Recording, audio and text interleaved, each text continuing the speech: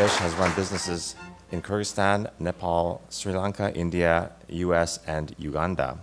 He has been a pioneer in developing the libertarian movement in South Asia. He used to write regularly for the Himalayan Times, a Nepali newspaper.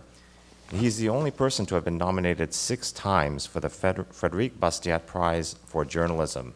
He's the author of several books, including India, the Third World, Why, and The Dealmaker. He's currently working on 2 new books. Please welcome Rakesh to the podium.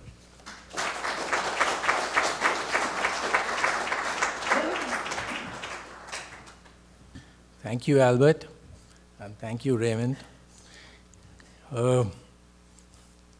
Unfortunately or fortunately, I disagree completely with what he has said. It's as if saying, I am in, you are out, now shut the door behind me. 2 weeks ago, I was at a libertarian conference, and we were debating open borders versus closed borders with a lady called Candace Owens. How many people here have heard of Candace Owens?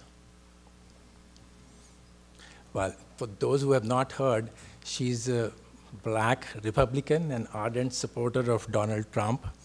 And I would like nothing better than to see her and, say, Ben Shapiro in the White House in 2024. I am a supporter of Trump because he's reducing taxes. He doesn't go far enough. I would end the income tax. And also, he's reducing regulations, all very positive for the business. Yeah. But I don't agree on certain policies of Trump, and I don't agree on certain policies of what were being advocated by Candace Owens.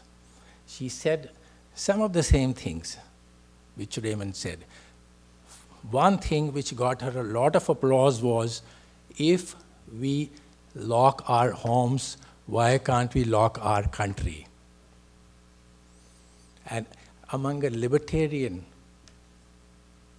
audience, she got a lot of applause for that. Well, I am completely in favor of locking your home. There is no problem at all. Your home is your castle. You decide whom you meet. You decide who's to be kept out of it. Yeah. Not only that, even in your business, you decide whom you entertain, whom you don't entertain. People here attended the Sprots conference. How many people attended the Sprots? Yes. One thing which Rick Rule was saying was that they select their exhibitors. They don't give an equal opportunity to everyone and anyone. They select on basis of integrity, honesty, and whatever other criteria that he may have.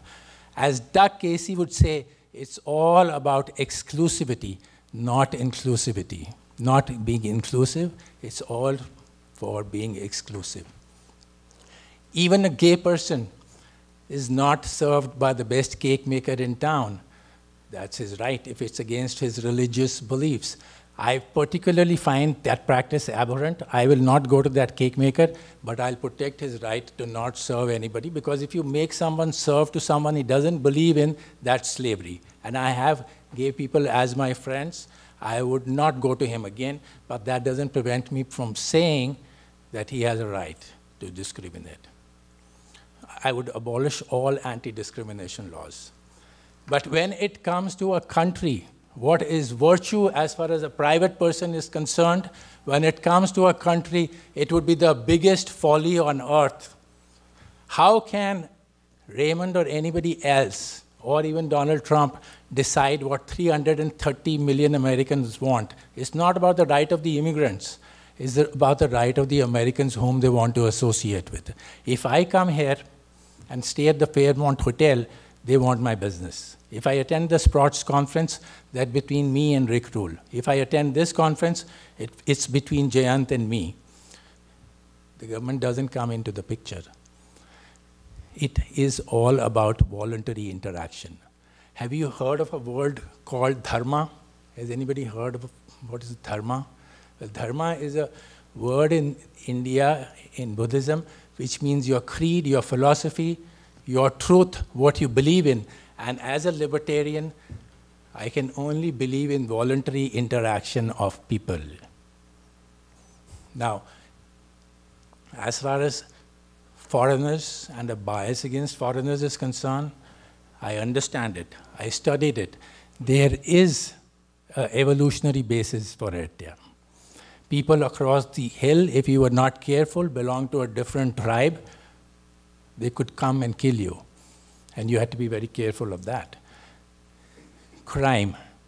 That's one reason why I don't like foreigners that much. Yeah. Maybe they can kill us. But then let us look at the statistics. That means, and the homicide rate is pretty good surrogate to the crime rate. The Indian crime rate, the homicide rate in India is half that of the US. China is half that of India. So that means the biggest two countries which are there from where people immigrate, no problem as far as the crime is concerned. Yes, Mexicans have a higher crime rate. But again, if you compare it with Chicago, Chicago has twice the crime rate. So do we start limiting people from Chicago coming to Los Angeles? By applying the logic of crime, how can you stop, have a bigger crime? You're trying to construct a wall. That's another matter. Now, are you even going to succeed in keeping the immigrants out? No. There was a talk by a person called Penn Jillette. Have you heard of the Jillette and Taylor show in Las Vegas? Now, Jillette is a person after my own heart. He's a libertarian. He said he will not use the government to do anything, to commit any violence, which he would not be prepared to do himself. Yes, you use the government where you would use violence, which means against kidnapping, against rape, against homicide, against harm to your property perhaps, but that's about all. Now, what's going to happen? Remember also that the immigrants people who came to America legally were responsible for 9/11. Government is particularly ineffective in what it does. The wall is not going to be enough because he has showed in his YouTube video, go to his YouTube video of Penn Jillette, he created a wall himself and he had 3 groups of Mexicans saying, let's see how soon you can breach this wall. It took minutes, not more than 10 minutes. He had a team go under the wall, he had a team go through the wall, and he had a team go over the wall. Within 10 minutes, all those three teams had breached the wall. What's going to happen with the wall? The government will fail, but then it will not end the program. They will want a bigger budget for it. They will want searchlights, they will want barbed wires, they will want armed guards, which they are already having. And is that the kind of America you would want? Now, again, even now, in the guise of keeping the immigrants out, another thing which Candace Owens raised was, are we going to get rid of the jobs? 50% of the jobs at the security of the American-Mexican border are by Hispanics. Now, those Hispanics will lose their jobs. That took me back to Nepal. In Nepal, during festival times, children on the street stand with ropes and cars can't pass, vehicles can't pass. They stop, they give $1 or $2 to the kids, and then they allow the cars to pass. All the border control people are doing is obstructing voluntary interaction. And she's trying to protect those jobs. But she's very smart. She's trying to get the Hispanic vote. That's all that she was trying to do over there. Now, if you're going to do that, if you're going to be a force for obstruction, I'm not going to be with you at all. The second reason why people are afraid of foreigners is a natural amount of disgust. They may bring disease, they might kill you. In any case, in the humans also there are microbes, and our immune system will reject foreigners. And I'm not saying that we are microbes, but at the same time, the same evolutionary pressures which were on the microbes were on us as well. And that is another reason why you want to keep the foreigners out. But again, the government does a particularly bad job of doing that. In 1917, the mayor of El Paso decided that it's not a good idea to let foreigners, Mexicans come in. They were too unclean and poverty-ridden. By the way, this feeling against the foreigners has been there for ages. Earlier, in 1840 and 1850, it was against the Irish and the Germans. They were considered unclean, bringing poverty and disease into America. There was a political party formed for this purpose. Then there were the Italians who were bringing the mafia. In 1917, he decided that all of them are going to get gasoline and kerosene baths to keep them out there. And okay, fine, that happened. And they were trying to prevent a disease called typhus, and they started fumigating the clothes with a chemical called Zyklon B. And at one time, this happened in the prisons. They were carrying out this activity, and 27 of Hispanic prisoners blew up in flames because somebody lit a cigarette and threw it at the kerosene. But again, fine, I'm not on that. But the unintended consequence was that this system of fumigating, gassing, was picked up by a doctor who took it to Germany, and the Nazis used it against the Jews. That was the unintended consequence. In 1918, the entire South was devastated by an epidemic. It had nothing to do with the Spanish. It had nothing to do with the typhus. It was Spanish flu brought by American soldiers from Kansas. So I am very chary of even giving the right, because you never know where it ends up in. The third reason why people are against immigration is unfair exchange. In fact, some of the libertarians say that is about 90% of the argument against people who come from abroad. That they're taking welfare benefits, that they're taking free education. I won't go into details because there are various studies saying, well, they contribute more, but let's not even go into those details. I would say one thing, just absolutely, totally ban welfare for immigrants. If you're principled, you will ban all welfare for local people as well. That's the only consistent stand with which a libertarian can take. Don't go to the root of the problem. Milton Friedman said that welfare and immigration are incompatible. So get the welfare out, no welfare benefits, no voting rights for immigrants so that they don't take over, though I think the damage is already done. As Doug Casey will say, the barbarians are already within the gates when you have people like AOC, Alexandria Ocasio-Cortez, and Bernie Sanders inside. What, are you afraid of poor immigrants? Half the people in America are already voting for them. So America has already lost that battle. Those are the real people from where the danger stems, not from some immigrants who are coming here to do certain essential things. As the speaker before me said, the American agriculture will collapse. Yes, it will. I see myself in the hotel I was. Doug Casey, thank you very much for the breakfast. But if you could get people from abroad, and there's no reason to give them the minimum wage, abolish the minimum wage as well. If you had people from abroad coming and working at low rates, it will not take American jobs. The American people who are serving us breakfast would be supervising them and would be taking the order and customizing it. Instead of just throwing scrambled eggs at us, maybe we don't like them. Maybe we would have wanted an omelet. But because, and there are numerous such examples that I can give you over here of jobs not getting done. In fact, 91, I came to America. Everything was approved for my green card, and I gave it up. It was too much nonsensical work, which I was not used to, and I could have used my productive work somewhere else. I didn't even know that cars got dirty. Then my wife said, yes, our cars were cleaned by the drivers. I had never been inside a gas station. Forget about full-service gas stations. Now, if you had people from abroad, all these jobs can get done. In Singapore, there are 250,000 foreign domestic workers.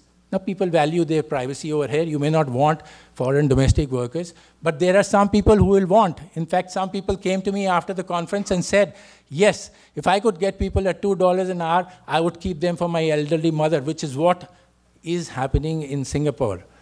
They take care of the general household duties. They take care of the children, they take care of the elderly, and that's another thing. The population over here is aging. You need the immigrants to come over here. Look at what happened to Japan. It used to be a superpower. It used to be said it's going to be a superpower. Its population is aging, dying, and nobody even talks about Japan any longer. The next benefit, we have talked about China so much at Sprouts. How are we going to compete against China? There are only 330 million Americans versus 1.4 billion Chinese.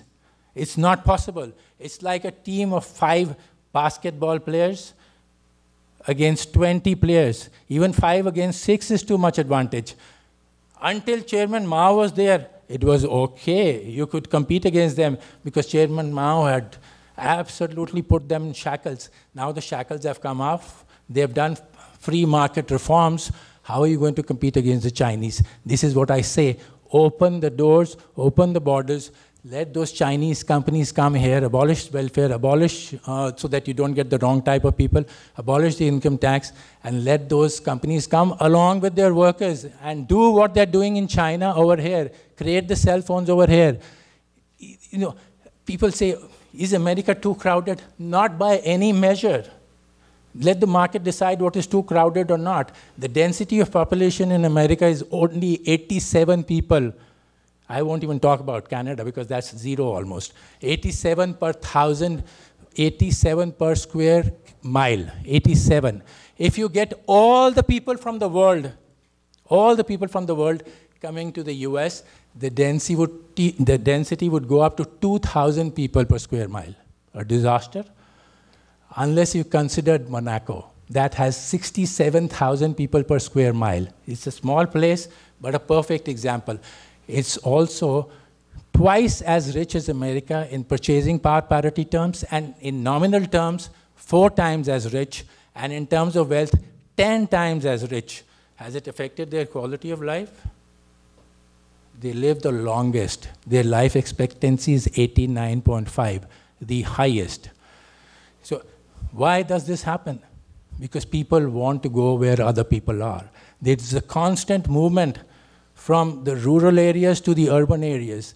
In China, a few decades ago, 18% of the people were in the cities. Today, 60% are in the cities. It's a worldwide movement because people become more productive when they move to places where there are other people. How much more productive? If you double the population of a city, various analyses have shown the productivity and the income of everyone goes up by between 7 to 15%. So it's a big sacrifice not to have people over there. Imagine new towns in the US opening up. Imagine all the work which is not getting done, getting done. Again, people talk about, oh, low-value jobs, you will destroy jobs. And I say to you over here, jobs are meant to be destroyed. Thank God for destruction of jobs, because if jobs are not destroyed, that means you're not progressing. We would not be sitting here in this conference. We would not have been doing the Sprout conference. And certainly 2,500 people would not be there at the Libertarian conference in Las Vegas, were jobs not getting destroyed. We would all be toiling in the fields in agriculture. Productivity means innovation. Productivity means trade. Productivity means immigration to people where they can go and maximize the comparative advantage they have. And that's the only thing which is going to result in progress. So to save jobs is the worst thing you can do. And you know where I come from in India? At one time, the entire India banking system shuddered to a halt against the use of computers. They said it will destroy jobs. Today, if you try to take the computers away from them, they will go on strike.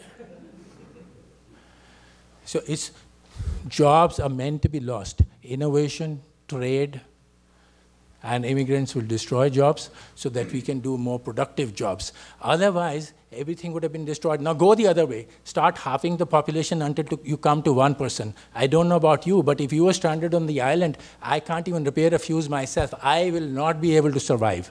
I can't hunt and gather. Those days are gone now. each person is doing such specialized work that you try to tell him to do everything.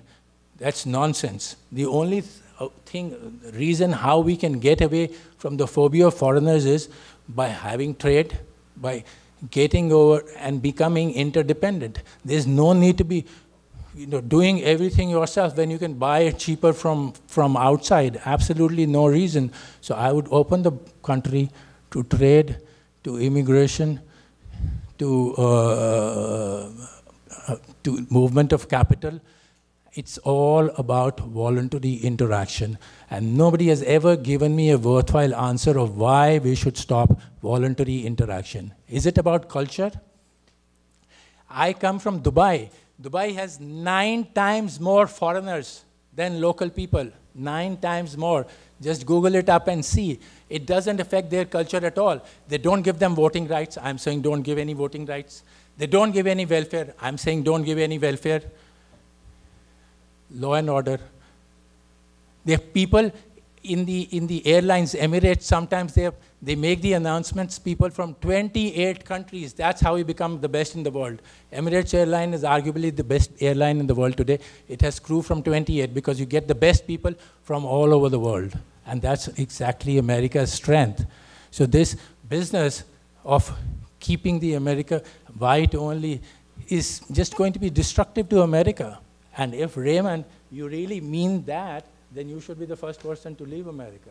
I don't see you being white, unless being white is an idea and a metaphor. America is an idea, and if you tell me that immigration has to be stopped, then throw the Statue of Liberty into the sea.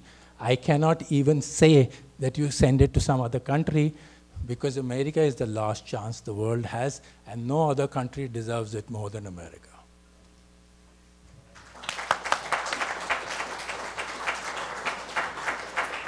Thank you very much. Excellent.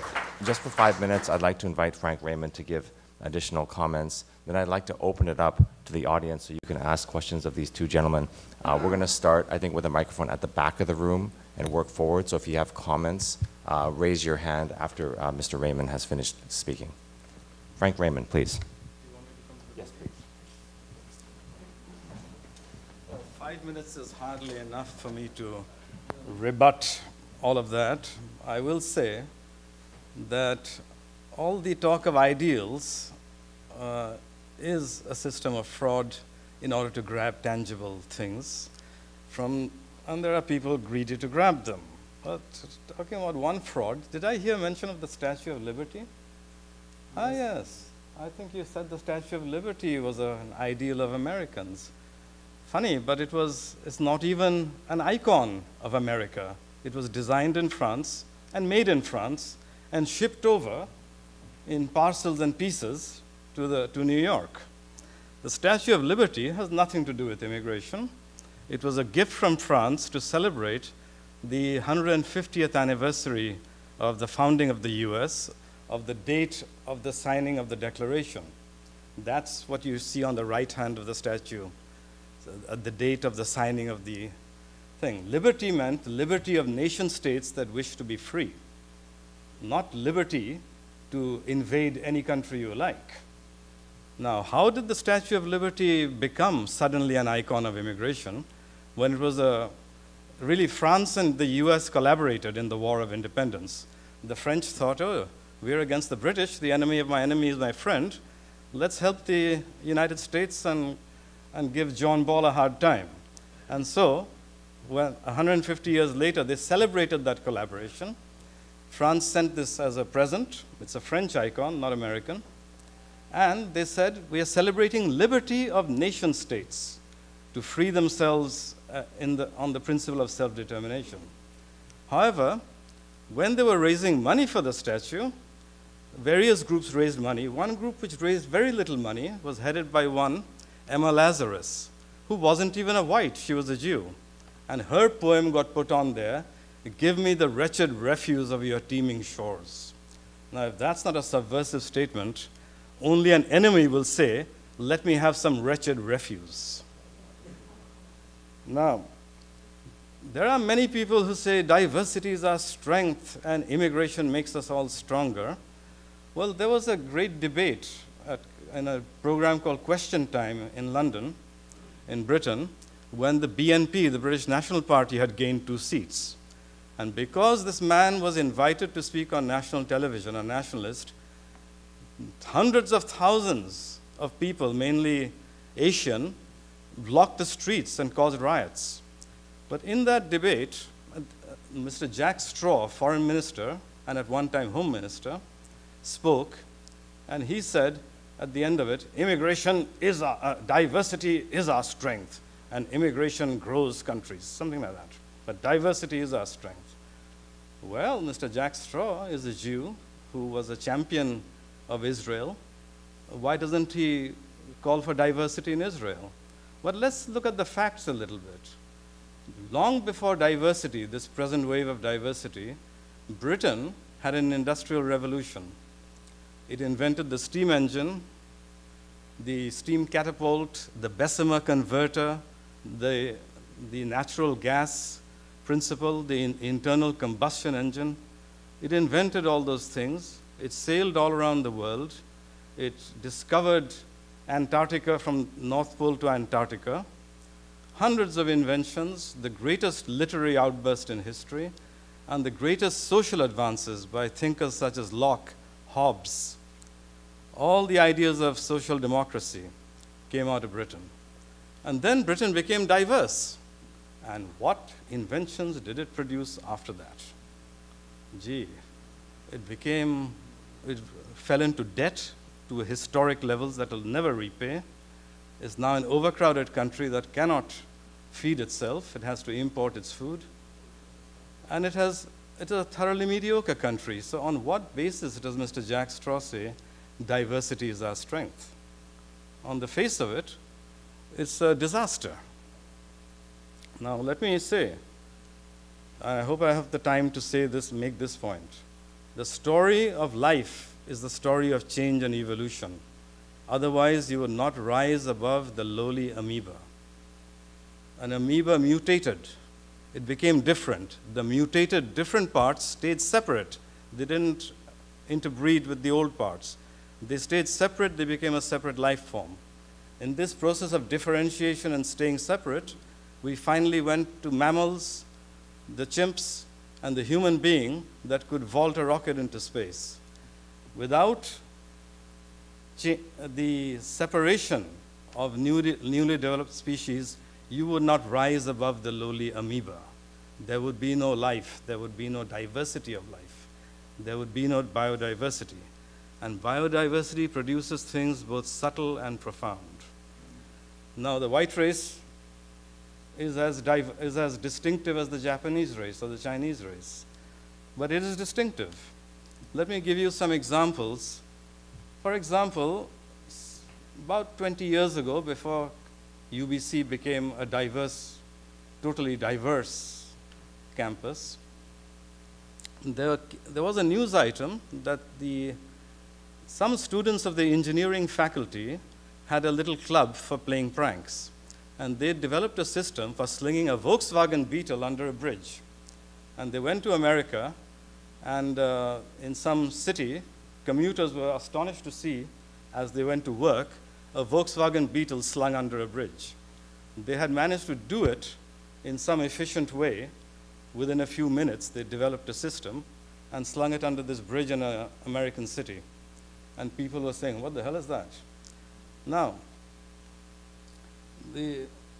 when the reporters went to UBC and asked the students, hey, what do you think of that? That little prank they pulled, that little trick. There was a girl who said, what do you think of that? She said, woo-hoo-hoo-hoo, wow. Now, that kind of course, non-whites don't have that spontaneous, woo-hoo-hoo, let's do that. That was great. They're not that spontaneous, they're women.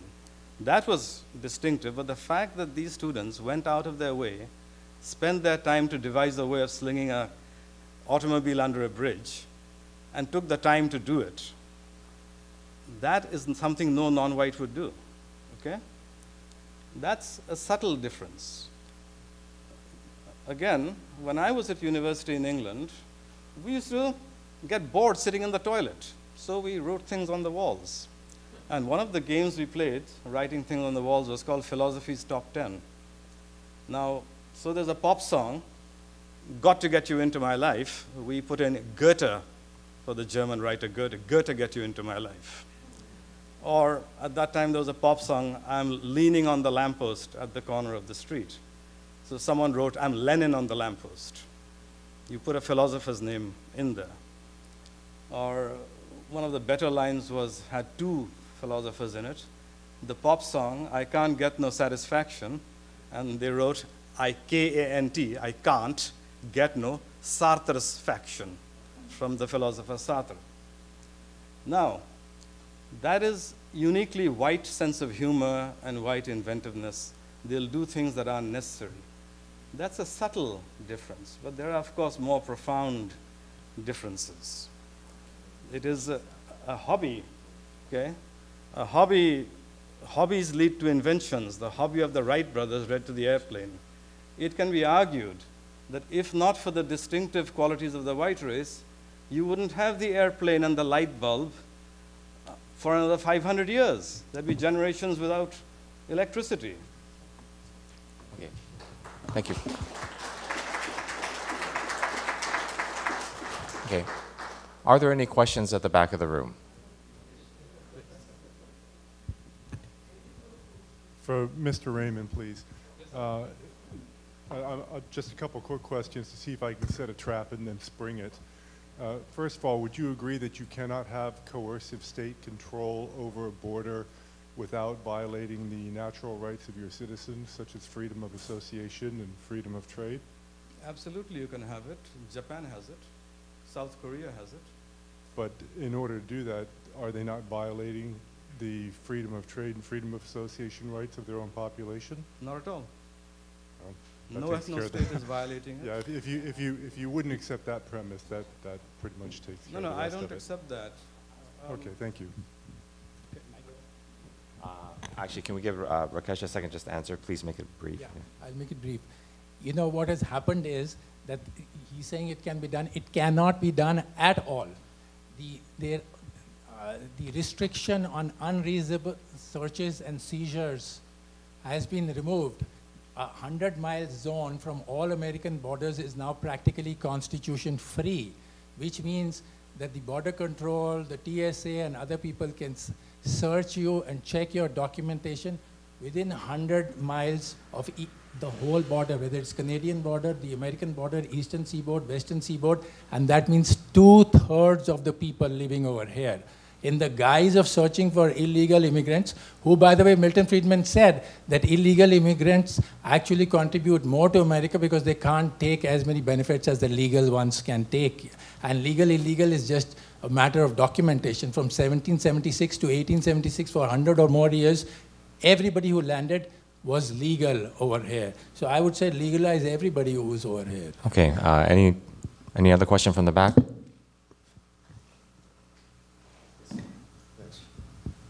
Rakesh, you've raised the example of Dubai in favor, or at least in support of open borders.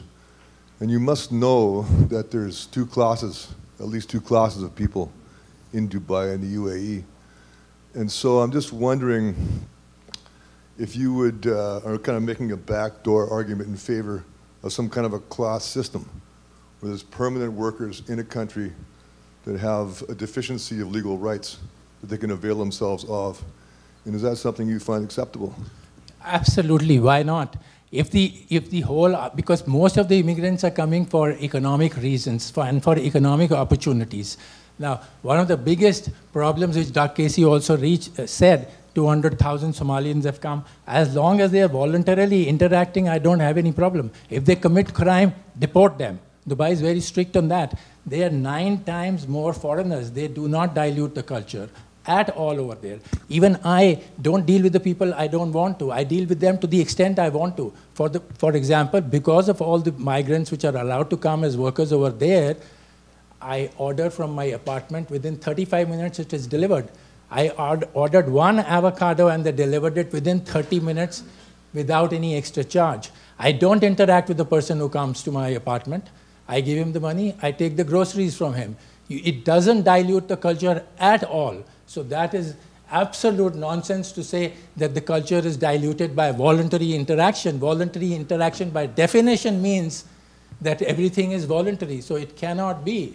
I am all for voluntary interaction between people, and Raymond is completely against it. It's, again, Republicans want something, they want a bigger government.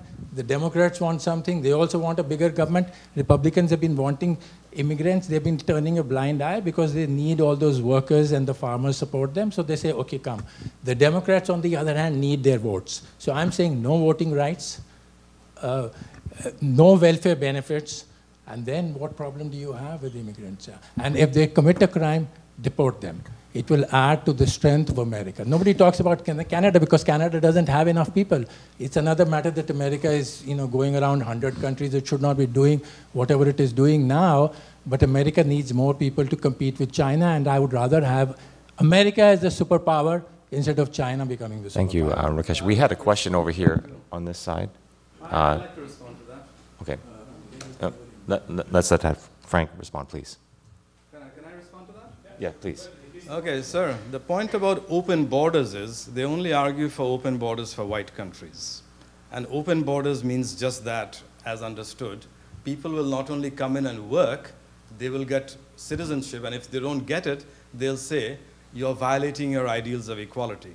The purpose of open borders is to flood people in and make them colonists who will never leave the land. And they say so. We are not leaving. We are not going anywhere. Now, Mr. Wadhwa is arguing that they work for cheap. He's arguing that, oh, you can exploit them for a while and you'll be a little better off. But you can only exploit them for a while, and you're not really exploiting them, they're exploiting you. When they come in, they work. But they also work for themselves. They got to eat, they work in the farms. They've got to buy stuff, they work in the shops. They create jobs for themselves at the expense of the local people. They overcrowd the land, pollute the water and the air, and they deplete the resources. Now, secondly, they are also faster breeding, as Mr. Wadhwa has been very generous in pointing out, which means that not only will they refuse to leave, it'll be like the red squirrel and the gray squirrel. The gray squirrel came from America to Britain. Within 3 generations, there were no native red squirrels left, because the gray squirrels bred more rapidly, and they ate up the resources. They competed for the same resources, and they genocided the gray squirrels without fighting a single one of them. Okay? So the argument for open borders is not an argument for cheap labor or temporary labor who will leave, like in Dubai. They don't pollute the culture for a simple reason. 2 years after the contract, they come They come after a 2-year contract and they're told to leave. Absolutely not. I've been there for 10 years. Okay, but I've known many who've been asked to leave. Another question, please. Do get asked to leave. But whites are blessed. Whites are cursed with compassion. They can be played upon, and they will never get out, these people. And let me give one counterpoint to Mr. Wadhwa's thing. There was this recent incident with the squad, Ilhan Omar and Ocasio-Cortez and so forth. And Trump said, why don't they go back, indicating that you don't belong here. Well, Mrs. Ilhan Omar gave a speech to the black African women leaders. And there she spoke her mind. And it didn't come on CNN. It didn't come on MSNBC. There she said, this will not be the country of xenophobics. This will not be the country of white people. Sir, please. Sure. Rakesh, you cite a lot of benefits of immigration, and I was wondering if you could elaborate. Do you think that ethnic violence is an increased threat of some of those benefits? And if so, is there some sort of trade-off where a certain risk of ethnic violence is worth a certain amount of benefits that you perceive from immigration? See, many of the things which he talks about are in the hands of the government. Infrastructure, for example, in India, telephones was called infrastructure, and it took us 10 years to get a telephone connection. Water resources and all those things which we are in short supply are controlled by the government. So you're using one government failure to advocate now another government failure. Is there a trade-off? I presume there is, but I know also if the government sticks to its basic core function of protecting life and liberty, there is no trade-off. In Dubai, in Singapore, small specks of places, 10 times more foreigners, and there is absolutely no ethnic violence, because if there is violence, deported and you're out. So the reason is they don't have to deport that many people. They just use the threat that if you are going to commit a crime, you're out there. Whether you agree with it or not, I may not agree with it, but even if you're caught driving drunk on the roads and endangering others, you're put on the next flight back home. Yeah. So I'm saying the problem lies in the laws over here. No voting rights, no welfare, no crime, get strict on crime, and you don't have a problem. Then you only have the benefits of immigration. And there is no exploitation. If I get people from India to come over here and drive my car at $2 an hour, there is no exploitation, because he's better off over here than he is over there. Entire Dubai has been created by foreigners. In fact, the infrastructure here needs to be improved. What better than gangs of Chinese, Indians, and other people to come and improve your infrastructure? And if you give them $1 or $2 an hour, and the people who are already in construction business, they have to just supervise. They will be kicked up to supervision. There is no problem at all that I see. What he's talking about is not even a problem, is not even an issue. Voluntary interaction for a libertarian means benefits for all. Otherwise, the transaction doesn't take place. It's the same thing between immigrants and local people over here. I'm not advocating the good of migrants. I'm advocating the good of Americans over here. Raymond, would you like to comment on this question? Yes, sir. This is the Rakesh. Trojan horse. Speak to the microphone, please. I can't disprove a conspiracy theory. This is the Trojan horse. You see, this is saying, let us in, we're going to be really quiet, we're going to work for 1/4 the wages, we're going to benefit you, and you'll kick us out when you like, we'll just go, and we won't demand to be made citizens. Of course, you know very well that they're demanding that every single day. You should have listened to the speech of the squad, these 4 women who responded to Trump. And the first thing they said was, this country was founded on the principle of equality for all. And it has a long way to achieve those ideals. They write them down, but they don't treat us equally. They're demanding the vote. They're demanding places in the universities. They're demanding equal pay. Because once they're in, then they'll make the demands. The Trojan horse is, oh, we're not going to demand anything. We're just quiet little people. We're going to be very obedient little slaves and work, sweep the floors while you become the doctors. That's not the way it works. This is the Trojan horse tactic.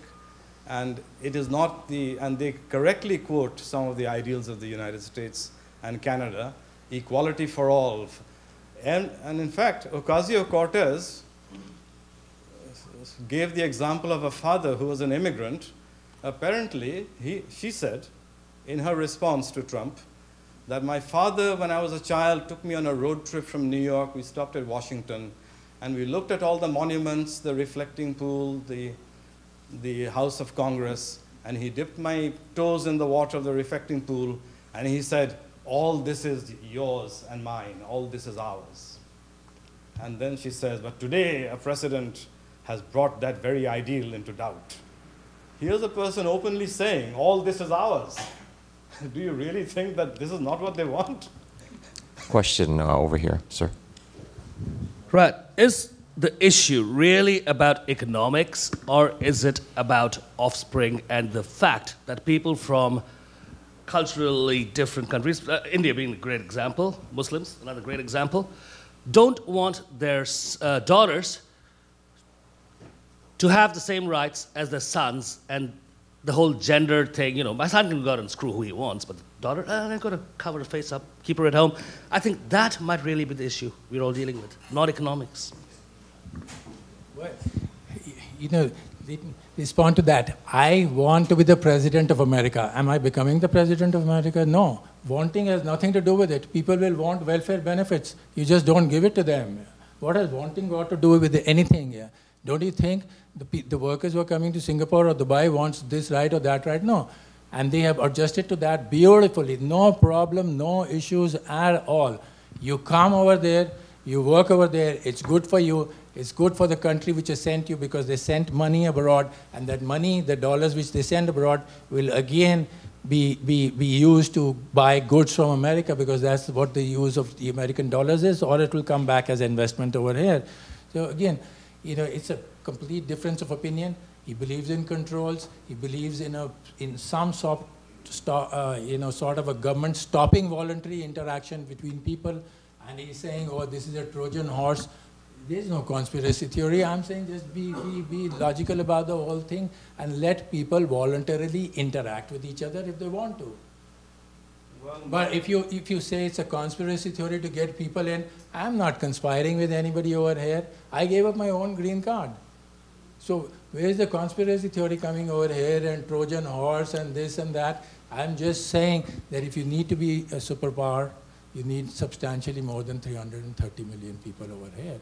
The density of population makes it the 136th or 146th most population density-wise country in the world. Frank? I'd like to respond to that. Nobody needs to be a superpower. It is an imperialist concept, and it doesn't help anybody. Swedes are the people, probably the most wretched in the world, who can't even, who have been reorienting their churches so that Muslims don't get offended. It can't point this way.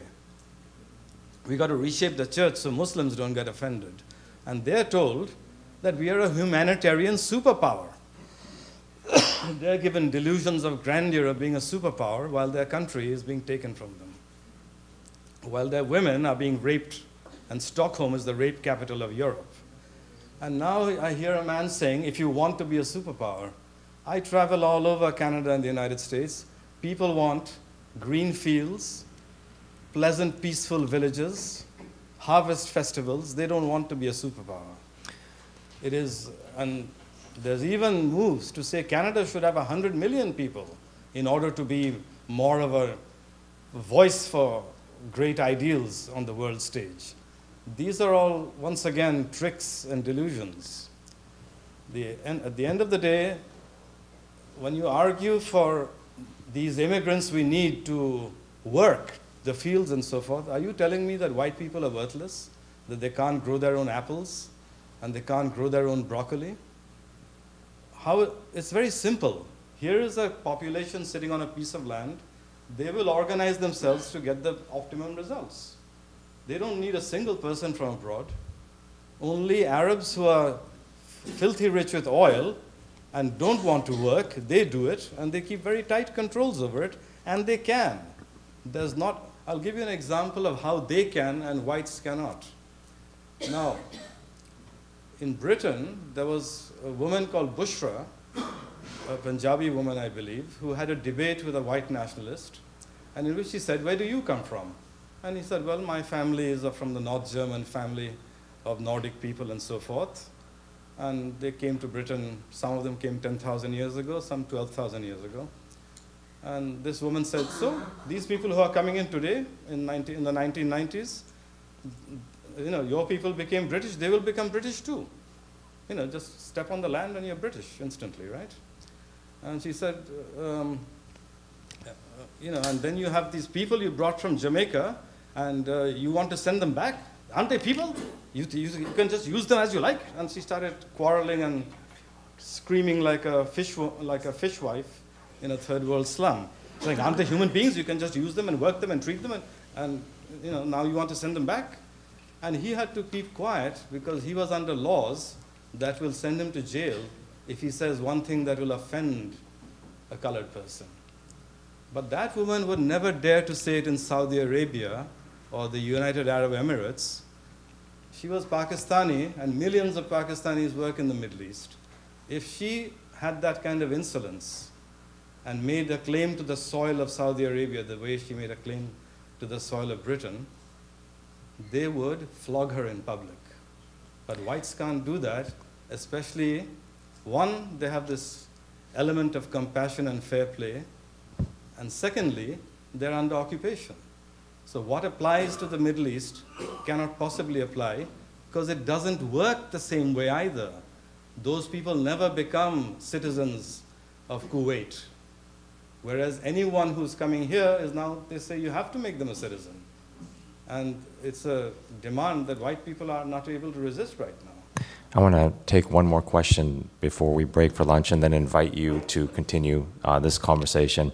But just to be fair, Raymond, I think Rakesh was probably referring to economic and cultural superpower, not the offensive military superpower.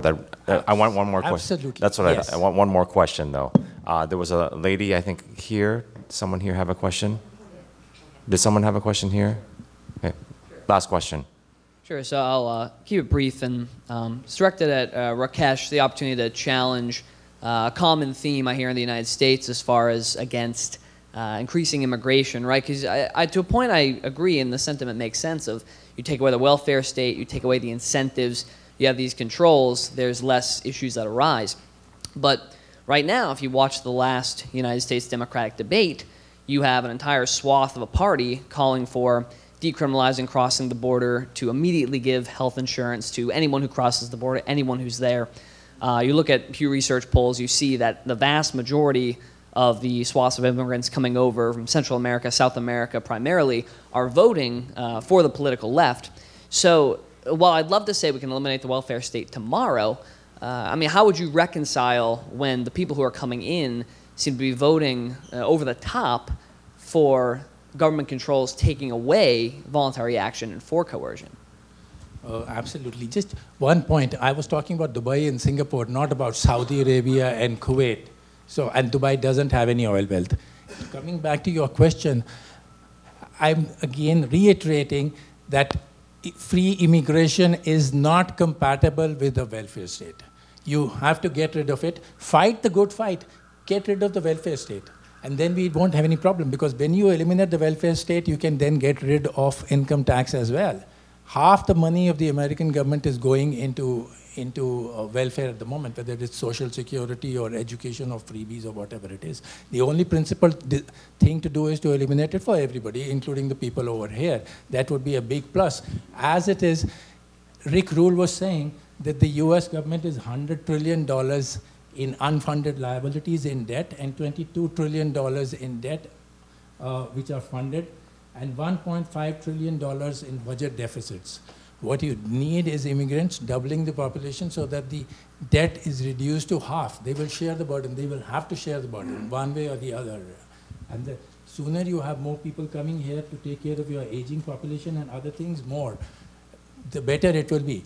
One thing more I want to say, Trump wanted the Mexicans to build the wall. And I tell you, there's one surefire way of doing that. Abolish welfare, abolish income tax, open the border completely. If all the Mexicans come over here, they won't, but if they were to come over here, then Donald Trump can say that I didn't give you the wall, but I gave you Mexico as the 51st state of the United States. Yeah, Raymond, please. Same thing you can do with Venezuela. It has great amount of oil wealth and other things. You tell the Venezuelans, anybody who can cross the border gets American citizenship immediately, no welfare benefits, no nothing, no voting rights. They will overwhelm the border. And then again, Venezuela will belong to the USA. Any country we have seen, when people walk out, that's the problem. East Germany collapsed. When? When did that regime collapse? When people walked out of the Brandenburg Gate in '89. Excuse me, June Rakesh. 12, 1987, Ronald Reagan said, tear down the wall. The last thing we want to do is have another wall, which will be just a mirage. It will be again a I've been informed that we have to break for lunch now, but I invite anyone who wants to continue this conversation to stay with these two gentlemen. Thank you very much.